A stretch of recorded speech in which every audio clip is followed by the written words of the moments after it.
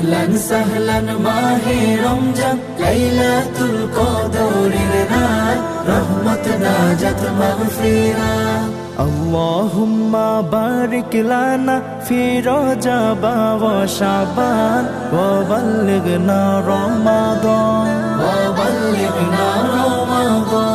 রমজানের প্রথম দশকে আল্লাহর রহমত নাজিল হয়, দ্বিতীয় দশে মহান আল্লাহ মাগফিরাতে মগ্ন হয়, গুনাহ মাফে মগ্ন হয়। রমজানের প্রথম দশকে আল্লাহর রহমত নাজিল হয়, দ্বিতীয় দশে মহান আল্লাহ মাগফিরাতে মগ্ন হয়, গুনাহ মাফে মগ্ন হয়। শেষ দশকে পাপী বান্দা, শেষ দশকে পাপী বান্দা আযাব থেকে পায় না